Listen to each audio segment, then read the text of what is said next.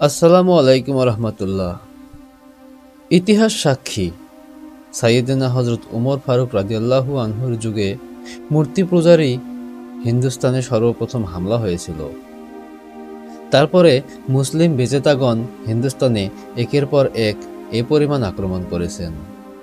এই হিন্দুস্তান ইসলামী সভ্যতা ও সংস্কৃতির কেন্দ্রে পরিণত হয়েছে এবং এখানে মুসলিম শাসকগণ প্রায় ৮০০ বছর পর্যন্ত রাজত্ব করেছেন। কিন্তু যখন মুসলমান তরবারের সুন্নাতকে ভুলে বাদ্যযন্ত্রের সুরমূর্ছনায় মত্ত হয়, ধীরে ধীরে হিন্দুস্তান তাদের হাতছাড়া হয়ে যায়। অতঃপর জিহাদ ত্যাগ করা এবং তাওহীদ ও সুন্নাতের প্রতি বিশ্বাসঘাতকতা, ইহুদি খ্রিস্টানদের অনুসরণ এবং তাদের রীতিনীতির অনুকরণ মুসলমানদেরকে পুনরায় ধ্বংসের দিকে নিয়ে যায়। আর আজকের লাঞ্ছনা ও দুর্গতি তো সকলের সামনেই। গাজওয়াতুল হিন্দ আল্লাহ প্রদত্ত একটি বরকতময় ভবিষ্যৎবাণী। গাজওয়াতুল হিন্দ ইসলামী ইতিহাসের একটি আলোকিত অধ্যায়। এর সূচনা হয়েছে খোলাফায়ে রাশিদিনের সোনালী যুগে। বর্তমানেও তা চলমান এবং ভবিষ্যতে আল্লাহ তাআলাই ভালো জানেন কতদিন চলবে। দিনের মৌলিক বিষয়ে যদি চিন্তা করা হয়, তাহলে তার বাস্তবতা হলো এই: একদিক থেকে এই গাজওয়াতুল হিন্দ নববী গাজওয়া ও সারিয়া সমূহের অন্তর্ভুক্ত। আবু হুরায়রা রাদিয়াল্লাহু আনহু বর্ণনা করেন, রাসূল সাল্লাল্লাহু আলাইহি ওয়াসাল্লাম ইরশাদ করেন, কিয়ামতের পূর্বে তোমরা ছোট চোখ, লাল বর্ণের, সমতল নাকবিশিষ্ট তুর্কিদের সাথে যুদ্ধ করবে। তাদের চেহারা সম্ভবত চিনে ফেলেছ। ওই সময় পর্যন্ত কিয়ামত সংঘটিত হবে না যতক্ষণ তোমরা এমন জাতির সাথে যুদ্ধ না করবে যাদের জুতা হবে পশমের। ভবিষ্যদ্বাণীকৃত গাজওয়ার আরও একটি উপমা হল ইস্তাম্বুল সম্পর্কে নববী ভবিষ্যদ্বাণী, যা হজরত আবু হুরায়রা রাদিয়াল্লাহু আনহু থেকে বর্ণিত। আবু হুরায়রা রাদিয়াল্লাহু আনহু বর্ণনা করেন, রাসূল সাল্লাল্লাহু আলাইহি ওয়াসাল্লাম ইরশাদ করেন, কিয়ামতের পূর্বে এই ঘটনা অবশ্যই সংঘটিত হবে যে রোমকরা আমাক কিংবা দাবাকের সন্নিকটে অবতরণ করবে। তখন তাদের সাথে জিহাদ করার জন্য পৃথিবীর সেই সময়ের শ্রেষ্ঠ লোকদের একটি বাহিনী মদিনা মুনাওয়ারা থেকে বের হবে। যুদ্ধের জন্য কাতারবন্দি হওয়ার পরে রোমকরা বলবে, আমাদের মোকাবিলার জন্য ওই লোকদেরকে একটু সামনে যেতে দাও যারা আমাদের মধ্য থেকে তোমাদের হাতে বন্দী হয়েছে এবং মুসলমান হয়ে তোমাদের সঙ্গে মিশে গেছে। আমরা তাদেরকে অবশ্যই দেখে নেব। মুসলমানরা তাদের প্রত্যুত্তরে বলবে, আল্লাহর শপথ, আমরা আমাদের ভাইদেরকে তোমাদের সাথে লড়াইয়ে একাকী ছাড়তে পারি না। তারপরে যুদ্ধ হবে, যাতে 1/3 মুসলিম পরাজিত হয়ে পিছু হটবে। আল্লাহ তাআলা এমন লোকদের তওবা কখনো কবুল করবেন না। আর 1/3 লড়াই করে শাহাদাতের মর্যাদা লাভ করবে। এ সকল লোক আল্লাহ তাআলার নিকট সর্বোত্তম শহীদের মর্যাদা লাভ করবে। অবশিষ্ট 1/3 মুসলিমকে আল্লাহ তাআলা বিজয় দিয়ে সম্মানিত করবেন। তাদেরকে ভবিষ্যতের কোনো পরীক্ষার সম্মুখীন হতে হবে না। এ লোকেরা ইস্তাম্বুল বিজয় করবে। কাফিরদের বিরুদ্ধে নববী গাজওয়া সমূহের নবীজি রাসূলুল্লাহ সাল্লাল্লাহু আলাইহি ওয়াসাল্লামের নেতৃত্বে অংশগ্রহণের জন্য অত্যন্ত আগ্রহ এবং উৎসাহ উদ্দীপনা পোষণ করতেন। আর এমন উৎসাহ উদ্দীপনা ঈমানের চাওয়া এবং প্রকৃত নবীপ্রেমের নিদর্শন। তবে নবীজি সাল্লাল্লাহু আলাইহি ওয়াসাল্লাম এর পবিত্র যুগের পরে, যখন তার নেতৃত্বে জিহাদের সৌভাগ্য অর্জনের সুযোগ নাই, তাই সালফে সালেহিগণ এমন সুযোগের সন্ধানে থাকতেন। অন্তত নবীজি সাল্লাল্লাহু আলাইহি ওয়াসাল্লামের ভবিষ্যদ্বাণীকৃত যুদ্ধে অংশগ্রহণের সৌভাগ্য যেন অবশ্যই অর্জন করা যায়। হযরত বাশার রাদিয়াল্লাহু আনহু থেকে এক হাদিস বর্ণনা করেছেন, তিনি নবীজি সাল্লাল্লাহু আলাইহি ওয়াসাল্লামকে বলতে শুনেছেন, ইস্তাম্বুল শহর অবশ্যই বিজয় হবে। এই গুরুত্বপূর্ণ বিজয়ী বাহিনীর আমির হবে উত্তম আমির এবং এই বাহিনীর মুজাহিদগণ হবে উত্তম বাহিনী। এই হাদিস যখন হজরত মাসলামা ইবনে আব্দুল মালিক অবগত হলেন, তখন তিনি বর্ণনাকারী হজরত আবদুল্লাহ ইবনে বাশার রহমতুল্লাহ আলাইকে ডেকে পাঠালেন। হজরত আবদুল্লাহ বলেন, আমি যখন তার সাথে সাক্ষাৎ করলাম, তখন তিনি আমার কাছ থেকে এই হাদিস শোনার পরে ইস্তাম্বুল আক্রমণের সিদ্ধান্ত নিলেন। গাজওয়াতুল হিন্দের হাদিসে ইমাম বাইহাকি রহমতুল্লাহ আলাই হজরত আবু হুরায়রা রাদিয়াল্লাহু আনহুর যে উদ্ধৃতি বর্ণনা করেছেন, তাতে হজরত ওমর আবু ইসহাক ফাজারি রহমতুল্লাহ আলাইয়ের বাণী উদ্ধৃত করেছেন। যখন তিনি এই হাদিস শুনেছেন, তখন ইবনে দাউদের নিকট এই আকাঙ্ক্ষা প্রকাশ করেছেন, হায়, আমার যদি রোমকদের সাথে যুদ্ধ জিহাদে অতিবাহিত গোটা জীবনের বিনিময়ে হলেও হিন্দুস্তানের বিরুদ্ধে নববী ভবিষ্যদ্বাণী অনুযায়ী গুরুত্বপূর্ণ জিহাদে অংশগ্রহণের সুযোগ হতো।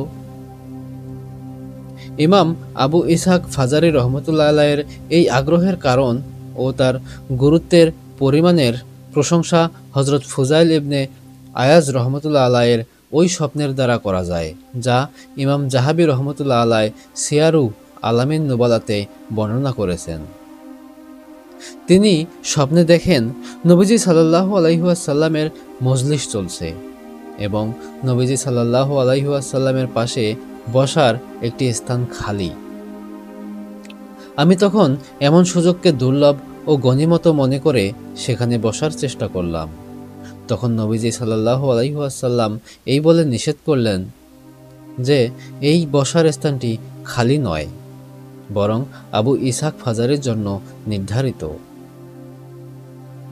গাজওয়াতুল হিন্দ নবীজি সাল্লাল্লাহু আলাইহি ওয়াসাল্লামের ভবিষ্যদ্বাণী সমূহের মধ্যে ওই সকল ভবিষ্যদ্বাণীকৃত গাজওয়া সমূহের অন্তর্ভুক্ত, যেগুলোর ফজিলত সম্পর্কে নবীজি সাল্লাল্লাহু আলাইহি ওয়াসাল্লাম থেকে অসংখ্য হাদিস বর্ণিত হয়েছে। সর্বপ্রথম হাদিস আবু হুরায়রা রাদিয়াল্লাহু আনহুর থেকে বর্ণিত। তিনি বলেন, আমার প্রাণপ্রিয় বন্ধু রাসূল সাল্লাল্লাহু আলাইহি ওয়াসাল্লাম আমাকে বলেছেন, এই উম্মতের মাঝে সিন্ধ এবং হিন্দের দিকে বাহিনী রওনা হবে। আমার যদি এমন কোনো বাহিনীতে অংশগ্রহণের সুযোগ হয় এবং আমি তাতে অংশগ্রহণ করে শহীদ হয়ে যাই, তাহলে ঠিক আছে। আর যদি ফেরত আসি, তাহলে আমি একজন মুক্ত আবু হুরায়রা হব, যাকে আল্লাহ তাআলা জাহান্নাম থেকে মুক্ত করে দিয়েছেন। নবীজি সাল্লাল্লাহু আলাইহি ওয়াসাল্লাম আমাদের সাথে গাজওয়াতুল হিন্দের ওয়াদা করেছেন। হযরত আবু হুরায়রা রাদিয়াল্লাহু আনহু বলেন, আমি যদি তাতে অংশগ্রহণের সুযোগ পেয়ে যাই, তাহলে আমি আমার জীবন ও সম্পদ তাতে খরচ করব। আর যদি নিহত হয়ে যাই, তাহলে আমি সর্বোত্তম শহীদদের অন্তর্ভুক্ত হব। আর যদি ফেরত আসি, তাহলে এক মুক্ত আবু হুরায়রা হব। হুজুর সাল্লাল্লাহু আলাইহি ওয়াসাল্লামের আজাদকৃত গোলাম হযরত সাওবান রাদিয়াল্লাহু আনহুর হাদিস থেকে বর্ণিত, রাসূল সাল্লাল্লাহু আলাইহি ওয়াসাল্লাম বলেন, আমার উম্মতের মাঝে দুটি দল এমন হবে যাদেরকে আল্লাহ তাআলা জাহান্নামের আগুন থেকে মুক্তি দিয়ে দিয়েছেন। একদল হলো যারা হিন্দুস্তানে অভিযান চালাবে, আর অপর দল হলো যারা ঈসা ইবনে মারিয়াম আলাইহিস সালামের সঙ্গী হবে। হযরত আবু হুরায়রা রাদিয়াল্লাহু আনহুর দ্বিতীয় হাদিস থেকে বর্ণিত, নবীজি সাল্লাল্লাহু আলাইহি ওয়াসাল্লাম আলোচনা করলেন এবং বললেন, অবশ্যই তোমাদের একটি দল হিন্দুস্তানের বিরুদ্ধে যুদ্ধ করবে। আল্লাহ তাআলা ওই মুজাহিদদেরকে বিজয় দান করবেন। এমনকি ওই মুজাহিদরা হিন্দু শাসকদেরকে ডান্ডা বেড়ি পরিয়ে বন্দী করে নিয়ে আসবে। এই মহান জিহাদের বরকতে ওই মুজাহিদদেরকে ক্ষমা করে দেওয়া হবে। অতঃপর যখন সেই বিজয়ী মুসলিমরা ফিরে আসবে, তখন ঈসা ইবনে মারিয়াম আলাইহিস সালামকে সিরিয়াতে পাবে। হযরত আবু হুরায়রা রাদিয়াল্লাহু আনহু বলেন, আমি যদি সেই গাজওয়া পেয়ে যাই, তাহলে আমি আমার নতুন ও পুরাতন সকল সম্পদ বিক্রি করে দেব এবং তাতে অংশগ্রহণ করব। যখন আল্লাহ তাআলা আমাকে বিজয় দান করবেন এবং আমি ফিরে আসব, তখন এক মুক্ত আবু হুরায়রা হয়ে ফিরে আসব। যে সিরিয়াতে এমন মর্যাদা নিয়ে ফিরে আসবে, সে সেখানে ঈসা ইবনে মারিয়াম আলাইহিস সালামকে পাবে। হে আল্লাহর রাসূল সাল্লাল্লাহু আলাইহি ওয়াসাল্লাম, ওই সময় আমার একান্ত ইচ্ছা হলো যে আমি তার নিকট পৌঁছে তাকে বলবো যে আমি আপনার সাহাবী। নবীজি সাল্লাল্লাহু আলাইহি ওয়াসাল্লাম আবু হুরায়রা রাদিয়াল্লাহু আনহুর এ কথা শুনে মুস্কি হাসলেন এবং হাসি দিয়ে বললেন, অনেক কঠিন। হযরত আবু হুরায়রা রাদিয়াল্লাহু আনহু বলেন, একদিন রাসূল সাল্লাল্লাহু আলাইহি ওয়াসাল্লাম হিন্দুস্তানের আলোচনা করতে গিয়ে বললেন, নিশ্চয়ই তোমাদের একটি দল হিন্দুস্তানের বিরুদ্ধে যুদ্ধ করবে এবং আল্লাহ তাআলা ওই মুজাহিদদেরকে বিজয় দান করবেন। এমনকি ওই মুজাহিদরা হিন্দুদের শাসকদের ডান্ডাবেড়ি পরিয়ে বন্দী করে নিয়ে আসবে। হযরত কাব রাদিয়াল্লাহু আনহুর হাদিস থেকে বর্ণিত, তিনি বলেন, বাইতুল মুকাদ্দাসের এক বাদশাহ হিন্দুস্তানের দিকে একটি বাহিনী পাঠাবে।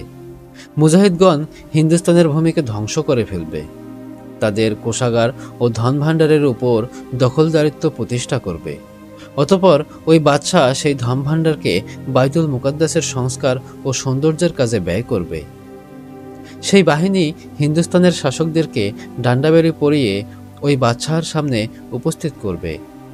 তার মুজাহিদগণ বাদশাহর নির্দেশে পূর্ব পশ্চিমের মাঝখানের গোটা ভূখণ্ড বিজয় করে নেবে এবং দাজ্জালের আত্মপ্রকাশ পর্যন্ত হিন্দুস্তানে অবস্থান করবে। হযরত সাফওয়ান ইবনে আমর রাদিয়াল্লাহু আনহুর হাদিস থেকে বর্ণিত, তিনি বলেন, তাকে কিছু লোকে বলেছেন, নবীজি সাল্লাল্লাহু আলাইহি ওয়াসাল্লাম বলেছেন, আমার উম্মতের কিছু লোক হিন্দুস্তানের বিরুদ্ধে যুদ্ধ করবে। নবীজি সাল্লাল্লাহু আলাইহি ওয়াসাল্লাম বলেন, তোমাদের মধ্যে কেউ ততক্ষণ পর্যন্ত পরিপূর্ণ মুমিন হতে পারবে না যতক্ষণ পর্যন্ত আমি তোমাদের নিকট তোমাদের মাতা পিতা, সন্তান ও অন্যান্য সকলের চেয়ে অধিক প্রিয় না হব। জাহরা ইবনে মাবাদ রহমতুল্লাহ আলাই বলেন, তিনি তার দাদা আব্দুল্লাহ ইবনে হিশাম রাদিয়াল্লাহু আনহু থেকে শুনেছেন, আমরা একবার নবীজি সাল্লাল্লাহু আলাইহি ওয়াসাল্লামের সাথে বসা ছিলাম। নবীজি সাল্লাল্লাহু আলাইহি ওয়াসাল্লাম হযরত উমর রাদিয়াল্লাহু আনহুর হাত ধরে রেখেছিলেন, আর হযরত উমর রাদিয়াল্লাহু আনহু বললেন, হে আল্লাহর রাসূল সাল্লাল্লাহু আলাইহি ওয়াসাল্লাম, আপনি আমার নিকট সকল কিছু থেকে অধিক প্রিয়, শুধু আমার জীবন ব্যতীত। নবীজি সাল্লাল্লাহু আলাইহি ওয়াসাল্লাম তখন বললেন, না ওমর, ওই সত্তার কসম যার কুদরতি হাতে আমার জীবন, যতক্ষণ পর্যন্ত আমি তোমার নিকট তোমার জীবনের চেয়েও অধিক প্রিয় না হব ততক্ষণ পর্যন্ত তুমি পরিপূর্ণ মুমিন হতে পারবে না।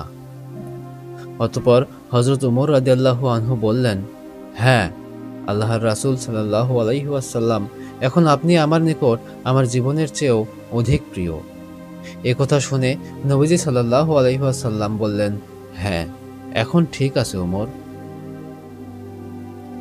নবীজি সাল্লাল্লাহু আলাইহি ওয়াসাল্লামের সাথে সাহাবায়ে কেরাম রাদিয়াল্লাহু আনহুদের আন্তরিক মুহাব্বত ও ভালোবাসার চিত্র ফুটে উঠেছে, যাতে বোঝা যায় যে সাহাবায়ে কেরাম রাদিয়াল্লাহু আনহুদের নবীজি সাল্লাল্লাহু আলাইহি ওয়াসাল্লামের সাথে কি পরিমাণ আন্তরিকতা ও সীমাহীন মহব্বত ছিল এবং তারা উক্ত মহব্বত ও সম্পর্কের উপর গর্ব করতেন এবং তাদের পরস্পরের কথাবার্তায়, বিশেষ করে হাদিস বর্ণনা করার সময় এই আন্তরিক সম্পর্ককে বিভিন্নভাবে প্রকাশ করে আনন্দিত হতেন। আর এটা শুধুমাত্র নিছক মুখের দাবিই ছিল না, বরং তাদের গোটা জীবনে বাস্তবেই এই মহব্বত ও ভালোবাসা দৃষ্টিগোচর হয়। এমনকি উরওয়া ইবনে মাসউদ সাকাফি যখন হুদায়বিয়ার সন্ধির সময় এই আন্তরিক মহব্বত ও ভালোবাসার নমুনা দেখল, তখন সেও এর বাস্তব স্বীকারোক্তি দেওয়া ব্যতীত থাকতে পারেননি। মুহাম্মদ সাল্লাল্লাহু আলাইহি ওয়াসাল্লামের সাথী সঙ্গীরা তাকে যেভাবে মহব্বত করে তা পৃথিবীর কোনো রাজা বাদশাহর দরবারেও দেখা যায় না। সাহাবায়ে কেরাম রাদিয়াল্লাহু আনহুমদের নবীজি সাল্লাল্লাহু আলাইহি ওয়াসাল্লামের প্রতিটি কথা এবং প্রতিটি সংবাদের সত্যতার ব্যাপারে সুদৃঢ় বিশ্বাস ছিল, চাই সেটা অতীতের ব্যাপারে হোক আর ভবিষ্যতের ব্যাপারে হোক, চাই তার উৎস আল্লাহ তাআলার ওহী হোক কিংবা অন্য কিছু। আর এ কারণেই সাহাবায়ে কেরাম এ ধরনের সংবাদ ও ভবিষ্যদ্বাণী সমূহ শুধুমাত্র বর্ণনা করেই ক্ষান্ত হননি, বরং তা ধ্রুব সত্য ও ও চরম বাস্তব বলে বিশ্বাস করে নিজেদের অন্তরে এমন আকাঙ্ক্ষা লালন করতেন। আল্লাহ তাআলার নিকট দোয়া করতেন তিনি যেন তাকে উক্ত গাজাতুল হিন্দের অংশগ্রহণের সৌভাগ্য দান করেন।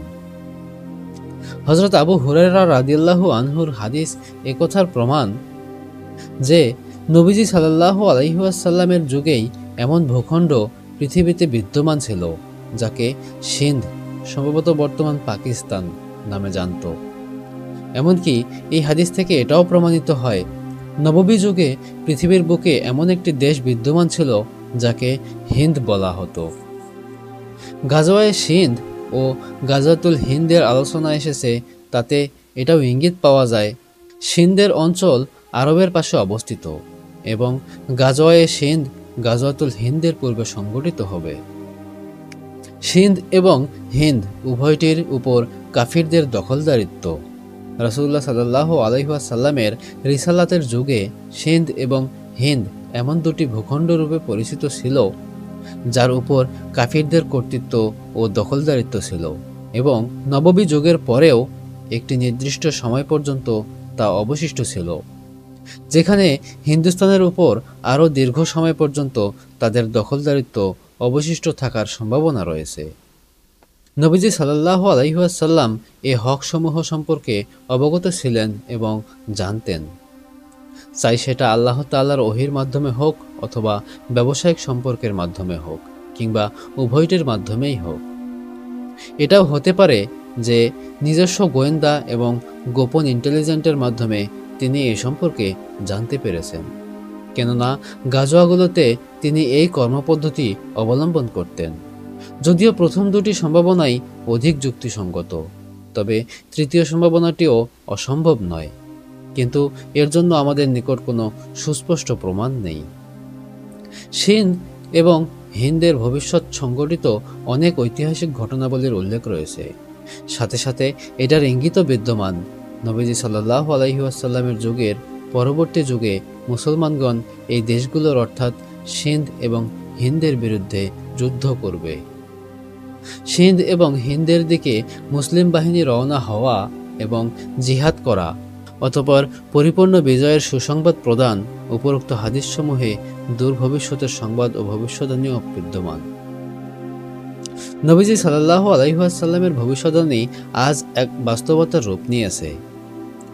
খেলাফতে রাশেদিন এবং তারপরে খেলাফতে উমাইয়া ও খেলাফতে আব্বাসিয়ার যুগে গাজওয়াতুল হিন্দের সূচনা হয়েছে এবং তারপরে হিন্দুস্তানের উপর ইংরেজদের রাজত্বের প্রাক্কালেও এই জিহাদ অব্যাহত ছিল এবং আজ হিন্দুস্তান বিভক্ত হওয়ার পরেও অব্যাহত রয়েছে এবং ইনশাআল্লাহ ওই দিন পর্যন্ত অব্যাহত থাকবে যেদিন মুজাহিদগণ হিন্দুস্তানের ভূমি থেকে কাফিরদের ক্ষমতা ও রাজত্ব খতম করে তাদের শাসকদেরকে ডান্ডাবেড়ি পরিয়ে বন্দী করে খলিফাতুল মুসলিমিনের সম্মুখে উপস্থিত করবে। তন্মধ্য হতে কোনো কোনো ঘটনা হাদিস অনুযায়ী সংঘটিত হওয়া নবীজি মুহাম্মদ সাল্লাল্লাহু আলাইহি ওয়াসাল্লামের নবুয়তের সত্যায়নের দলিল। বাইতুল মুকাদ্দাসের মুসলিম শাসক একটি বাহিনী প্রেরণ করবে যাদেরকে আল্লাহ তাআলা হিন্দুস্তানে বিজয় দান করবেন। এতে গোটা মুসলিম উম্মাহর জন্য বাইতুল মুকাদ্দাস মুক্ত হওয়া এবং মসজিদে আকসা পুনরায় ফিরে পাওয়ার মহা সুসংবাদ রয়েছে এবং এই ভবিষ্যদ্বাণীও বিদ্যমান। এই গাজওয়ার সময়ে হিন্দুস্তানের মুজাহিদদের মাঝে এবং ফিলিস্তিনিদের মুজাহিদদের মাঝে কঠিন যোগাযোগ এবং পরস্পর সহযোগিতা চালু থাকবে। এখান থেকে এই বাস্তবতা খুব সুস্পষ্টভাবে প্রতীয়মান হয় হিন্দুস্তানের মূর্তি পূজারী এবং মিরাজের পবিত্র ভূমি জবরদখলকারী অভিশপ্ত ইহুদি উভয়েই মুসলিম বিশ্বের সম্বলিত ও নিকৃষ্ট দুশমন। তাদেরকে হিন্দুস্তান ও ফিলিস্তিনের মুসলিম অঞ্চলসমূহ থেকে অপসারণ করা ওয়াজিব। গাজওয়া এবং জিহাদকে কোনো বিশেষ যুগ এবং সময়ের সাথে নির্দিষ্ট করা হয়নি, যা একথা প্রমাণ করে জিহাদ শেষ যুগ পর্যন্ত অব্যাহত থাকবে। এমনকি সাইয়েদনা ঈসা ইবনে মারিয়াম আলাইহিস সালাম আকাশ থেকে অবতরণ করে দাজ্জালকে হত্যা করবেন এবং একথা সহিহ হাদিস দ্বারা প্রমাণিত। বড় দাজ্জালের অধিকাংশ অনুসারী হবে ইহুদি। জিহাদ প্রতিরক্ষামূলক এবং আক্রমণাত্মক উভয় প্রকারই হতে পারে। গাজওয়াতুল হিন্দের জিহাদ শুধুমাত্র আত্মরক্ষার মধ্যেই সীমাবদ্ধ থাকবে না, বরং আক্রমণাত্মক ও অগ্রসরমানও হবে এবং দারুল কুফরের ভেতর প্রবেশ করে কাফিরদের সাথে যুদ্ধ করা হবে। গাজওয়ার আবিধানিক অর্থ আক্রমণাত্মক যুদ্ধ। যুদ্ধ দু ধরনের হয়ে থাকে। প্রথমত দাওয়াতি ও সাংস্কৃতিক যুদ্ধ, অর্থাৎ গাজওয়ে ফিকরি বা চিন্তাগত যুদ্ধ। দ্বিতীয়ত অস্ত্র ও সামরিক যুদ্ধ। আর ইসলামের দৃষ্টিতে উভয় প্রকার যুদ্ধই উদ্দেশ্য। এই উভয় প্রকার জিহাদ পূর্বেও সংগঠিত হয়েছে এবং বর্তমানেও হচ্ছে এবং ভবিষ্যতেও হতে থাকবে। এর উপরোক্ত হাদিসসমূহে যে গাজওয়া ও যুদ্ধের ভবিষ্যদ্বাণী করা হয়েছে তা দ্বারা উদ্দেশ্য অস্ত্র এবং সামরিক যুদ্ধ। ওয়াল্লাহু আলাম, তথা আল্লাহ তাআলাই ভালো জানেন। এক হলো মূর্তি পূজারী হিন্দু, আর দ্বিতীয়ত হলো হিংসুক ও অভিশপ্ত ইহুদি। তার ব্যাখ্যা নবীজি সাল্লাল্লাহু আলাইহি ওয়াসাল্লাম গাজওয়াতুল হিন্দ এবং সিন্ধ উভয়টাই উল্লেখ করেছেন এবং সুস্পষ্টই এমনই গাজওয়া শুধুমাত্র কাফিরদের বিরুদ্ধেই হতে পারে এবং আজ হিন্দুস্তানে বসবাসরত কাফির মূর্তি পূজারী হিন্দুরা।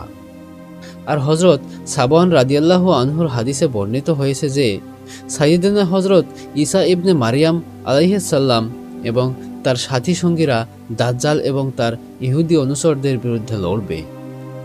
এমনকি যেন একদিকে হাদিসে কুফর এবং ইসলামের শত্রুদের অধিকাংশের ভিত্তিতে ইহুদি ও হিন্দুদেরকে এক আখ্যা দেওয়া হয়েছে এবং অপরদিকে মুসলিম ও মুজাহিদদের অধিকাংশের ভিত্তিতে হিন্দুস্তানের মুজাহিদ এবং সাইয়েদনা হজরত ঈসা ইবনে মারিয়াম আলাইহিস সালাম এবং তার সাথী সঙ্গীদেরকে এক বলে আখ্যা দেওয়া হয়েছে।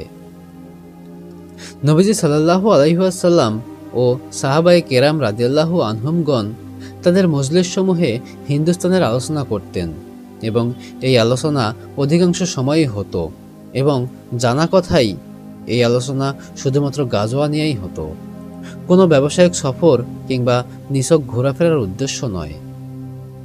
নবীজি সাল্লাল্লাহু আলাইহি ওয়াসাল্লাম ও সাহাবায়ে কেরাম রাদিয়াল্লাহু আনহুমগণ যেহেতু অধিকাংশ সময় গাজওয়াতুল হিন্দের আলোচনা করতেন, সুতরাং তা এ কথারই প্রমাণ নবীজি সাল্লাল্লাহু আলাইহি ওয়াসাল্লাম এবং তার সাহাবায়ে কেরাম রাদিয়াল্লাহু আনহুম এ সকল গাজওয়াসমূহে অংশগ্রহণে ইচ্ছুক ছিলেন এবং এটাও সম্ভব যে তারা এ সম্পর্কে চিন্তাভাবনা করে তার জন্য কোনো সূচনা কার্যক্রমও ঠিক করে গিয়েছেন এবং নিজের সাহাবাদেরকে এর উপর গুরুত্বারোপ করে গিয়েছেন। গাজওয়াতুল হিন্দ নবীজি সাল্লাল্লাহু আলাইহি ওয়াসাল্লামের অঙ্গীকার। হাদিসে দুটি শব্দ এসেছে, এক আমার সাথে অঙ্গীকার করেছে, দুই আমাদের সাথে অঙ্গীকার করেছে। অঙ্গীকার দ্বারা উদ্দেশ্য হলো কোনো ভালো কাজের অঙ্গীকার। অঙ্গীকারের মধ্যে ইচ্ছা এবং অভিপ্রায় অবশ্যই পাওয়া যায়। এর দ্বারা প্রমাণিত হয় যে নবীজি সাল্লাল্লাহু আলাইহি ওয়াসাল্লামের অন্তরে গাজওয়াতুল হিন্দের ইচ্ছা এবং অভিপ্রায় বিদ্যমান ছিল এবং হিন্দুস্তানের উপর আক্রমণের ইচ্ছা ছিল। নবীজি সাল্লাল্লাহু আলাইহি ওয়াসাল্লাম তার এই ইচ্ছা কখনো এক ব্যক্তির সামনে, কখনো ভরা মজলিসে অনেকের সামনে প্রকাশ করেছেন, যেন সাহাবায়ে কেরাম রাদিয়াল্লাহু আনহুম বরং কিয়ামত পর্যন্ত আগত সকল মুসলমান এ ব্যাপারে অবগত হয়ে যায়। আবু আসেমের বর্ণনায় এই শব্দও এসেছে, আল্লাহ এবং আল্লাহর রাসূল অঙ্গীকার করেছেন। এই শব্দই প্রমাণ। এটা শুধুমাত্র নবীজি সাল্লাল্লাহু আলাইহি ওয়াসাল্লামের অঙ্গীকার নয়, বরং এটা আল্লাহ তাআলার অঙ্গীকারও বটে। আর আল্লাহ তাআলা কখনো তার অঙ্গীকারের ব্যতিক্রম করেন না। আল্লাহ তার ওয়াদা খেলাপ করেন না, কিন্তু অধিকাংশ লোক জানে না। নবীজি সাল্লাল্লাহু আলাইহি ওয়াসাল্লাম মুসলমানদেরকে যুদ্ধ জিহাদের উৎসাহ প্রদান করেছেন, যেমনটি আল্লাহ তাআলা ইরশাদ করেন, হে নবী, তুমি মুমিনদেরকে লড়াইয়ে উৎসাহ দাও। যদি তোমাদের মধ্য থেকে 20 জন ধৈর্যশীল থাকে, তারা 200 জনকে পরাস্ত করবে। আর যদি তোমাদের মধ্যে 100 জন থাকে, তারা কাফিরদের 1000 জনকে পরাস্ত করবে। কারণ কাফিররা এমন কম যারা বোঝে না। যুদ্ধ জিহাদের এই উৎসাহ উদ্দীপনা সাহাবায়ে কেরাম, তাবেইন এবং কিয়ামত পর্যন্ত আগত সকল মুসলমানদের জন্য প্রযোজ্য। পৃথিবীতে কাফির মুশরিকদের বিজয় এবং সাম্রাজ্যবাদী ও উপনিবেশিক শক্তি এবং স্বৈরাচারী কার্যক্রমের প্রতিরোধও যুদ্ধ জিহাদের মাঝে নিহিত। এছাড়া এ সমস্যার অন্য কোনো সমাধান নেই। আলোচনা, আন্তর্জাতিক আদালতে মামলা এবং কোনো বন্ধু কিংবা নামে মাত্র সালিশের চেষ্টা কিংবা হস্তক্ষেপ সময়ে ক্ষেপণ ছাড়া আর কিছু নয়। গাজওয়াতুল হিন্দে সম্পদ ব্যয় করার অনেক ফজিলত বর্ণিত হয়েছে। যদিও জিহাদের পথে সম্পদ খরচ করা অনেক উত্তম খরচ, কিন্তু গাজওয়াতুল হিন্দে ব্যয় করা ফজিলত সাধারণত আল্লাহর রাস্তায় খরচ করার চেয়ে অনেক বেশি। এই ফজিলতের কারণেই আবু হুরায়রা রাদিয়াল্লাহু আনহু বারবার এই আকাঙ্ক্ষা ব্যক্ত করেছেন, আমি যদি সেই গাজওয়া পেয়ে যাই তাহলে আমি আমার জীবন এবং নতুন পুরাতন সকল সম্পদ তাতে ব্যয় করব। এই গাজওয়াতে অংশগ্রহণকারী শহীদদেরও অনেক ফজিলত, কেননা তাদের সম্পর্কে নবীজি সাল্লাল্লাহু আলাইহি ওয়াসাল্লাম আফদালুস শুহাদা এবং খায়রুস শুহাদা শব্দ বর্ণনা করেছেন। ওই সকল মুজাহিদদের জন্য জাহান্নাম থেকে মুক্তির সুসংবাদ এসেছে, যারা এই গাজওয়ায় অংশগ্রহণ করবে এবং গাজী হয়ে ফিরে আসবে। নবীজি সাল্লাল্লাহু আলাইহি ওয়াসাল্লাম দুটি দলের কথা উল্লেখ করেছেন। আল্লাহ তাআলা তাদেরকে জাহান্নাম থেকে মুক্তি দিয়ে দিয়েছেন। প্রথম দল সম্পর্কে এটাও সুস্পষ্ট করেছেন, তারা হিন্দুস্তানের বিরুদ্ধে যুদ্ধ করবে। হযরত আবু হুরায়রা রাদিয়াল্লাহু আনহুর কথায় এটা প্রমাণিত হয়, আমি যদি সেই গাজওয়া থেকে গাজী হয়ে ফিরে আসি তাহলে আমি এক মুক্ত আবু হুরায়রা হব, যাকে আল্লাহ তাআলা জাহান্নাম থেকে মুক্তি দিয়েছেন। শেষ যুগে হযরত মাহদী আলাইহিস সালাম এবং সাইয়েদনা হযরত ঈসা ইবনে মারিয়াম আলাইহিস সালামও পৃথিবীতে উপস্থিত হবেন। আল্লাহ তাআলা হিন্দুস্তানের মুজাহিদদেরকে মহাবিজয় দান করবেন এবং তারা কাফিরদের নেতা এবং শাসকদেরকে গ্রেফতার করে কয়েদি বানাবে। আল্লাহ তাআলা তাদেরকে প্রচুর পরিমাণে গনিমতের সম্পদ দান করবেন। যে সকল মুজাহিদ এই পবিত্র গাজওয়ার শেষ যুদ্ধে অংশগ্রহণ করবে তারা সাইয়েদনা হযরত ঈসা ইবনে মারিয়াম আলাইহিস সালামের বরকতময় সাক্ষাতের সৌভাগ্য লাভ করবে। এই গাজওয়ার পরিণামে হিন্দুস্তান টুকরো টুকরো হয়ে বিভিন্ন ছোট ছোট রাষ্ট্রে বিভক্ত হয়ে যাবে, যার উপর একজন সম্মিলিত শাসকের পরিবর্তে একই সময়ে কয়েকজন শাসকই রাজত্ব করবে। আল্লাহ তাআলা আমাদের সকলকে এই বরকতময় অভিযানে যথাযথভাবে অংশগ্রহণের সৌভাগ্য নসিব করুন। হাদিসে বর্ণিত আফদালুস শুহাদা এবং খায়রুস শুহাদা এর অন্তর্ভুক্ত হওয়ার তৌফিক দান করুন। আমিন। নাসরুম মিনাল্লাহি ওয়া ফাতহুন কারীব। জাগো বিপ্লবী বিদ্রোহী প্রাণ, জাগো চির রণবীর, তোমরাই হবে সিপাহসালার নতুন শতাব্দীর। জাগো হে নবীন, করো মোর সাথে দীপ্ত অঙ্গীকার, তোমাদেরকে পুনঃ নিতে হবে নয়া জামানার মহাভার। জামানার সাথে বদলায় যারা তারা বড় অসহায়, তাহারাই মহামানব যাহারা জামানারে বদলায়।